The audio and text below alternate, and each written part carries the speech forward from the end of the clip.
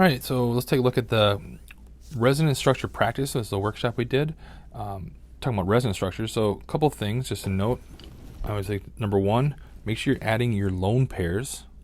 Number two, number the atoms, or sometimes I'll say number the carbons, but really number all the atoms. And then number three, add those hydrogens on the alkenes, on the double bonds. All right, so if I did this for practice, maybe on number one here, if I show this to you, zoom in a bit, I would number everything 1, 2, 3, 4, 5. And I'm kind of just numbering the pi system. Number the atoms, add lone pairs. I don't need any lone pairs here. Draw on the hydrogens. Let's draw on the hydrogens on the alkenes. There's a hydrogen there. There's none on 4.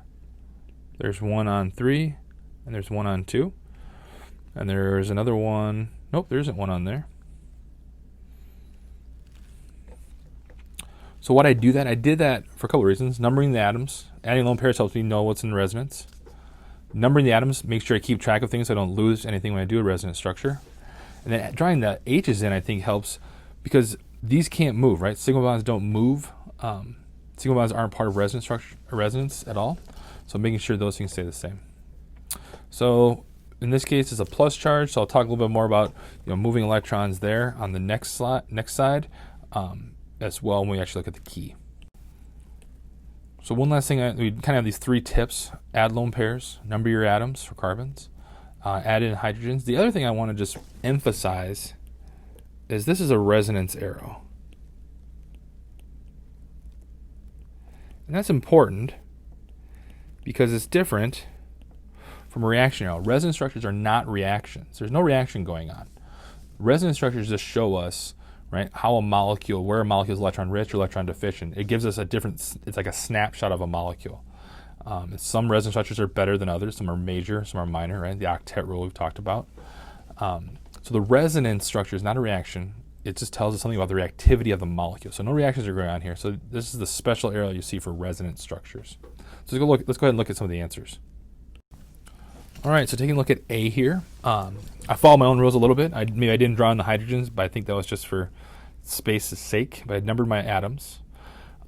First thing you gotta identify, right? Everything's, if it's localized or delocalized. So all this is a delocalized system, meaning there's a lineup of p orbitals. So these all must be sp2 hybridized. Carbocations are sp2 hybridized.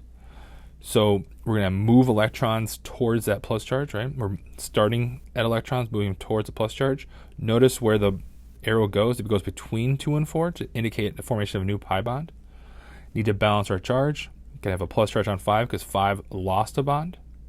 You can do the same thing between 7 and 6, and you get a new pi bond between 5 and 6, and a plus charge now on 7. A lot of times I see people will try to do stuff up here on this atom. It's not part of the, the p orbital system, and it's not delocalized, right? Because this carbon right here is sp3 hybridized. It can't change hybridization states, right? It already has hydrogens there, so it can't be part of resonance. All right, moving along. What if it's just the opposite? Instead of a carbocation, it's carbanion here with B, so a negative charge. So we're going to start moving our arrow there at a lone pair. But again, notice the arrow should move between 2 and 4, indicating the formation of a new pi bond. And the electrons between 4 and 5 go right to 5. That pi bond breaks, and those 2 electrons in that bond go to 5. Now you can take one more step, make a pi bond between 5 and 6, break the pi bond between 6 and 7, and the lone pair again goes to 7. Again, be careful. This carbon out here is not part of the resonance, the p orbital system, right? It's not able to do resonance because it's sp3 hybridized. You could do this all at once, same up top. You could have gone boom, boom, boom. If you wanted to, that's okay. Just showing different structures here. All right, C. A lot of folks saw the more simple version. They could just done the oxygen here, form a new pi bond between O and N, and then break this pi bond. But I really want people to think about, well, let's think about the nature of this nitrogen in regards to the ring here. Nitrogen is electron deficient. It's going to pull electrons towards it. So what if we break the pi bond between carbon 1 and 2? And these electrons go there. If we get a new nitrogen-carbon pi bond, and the electrons in the nitrogen-oxygen pi bond then go to the oxygen.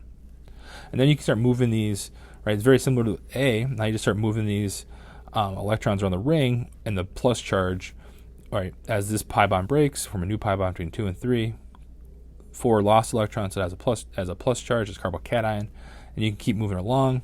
And then finally you get to a plus charge at 6, the carbocation at 6, you can move back, and that gets you back to the starting material where the oxygen lone pair comes down. It could be either one, it doesn't really matter. Oxygen lone pair comes down, new NO pi bond. The CN pi bond breaks, goes there, and we reform what we basically started with. All right, taking a look at D. D is a good one because it helps us think about what happens when we have an atom with a lone pair next to an sp2 hybridized atom that can do, what it'll do resonance, and what does that mean about the hybridization state of this nitrogen? It means that nitrogen is sp2 hybridized, right? This lone pair is in a p orbital, so it can do resonance, right? Resonance happens through p orbitals.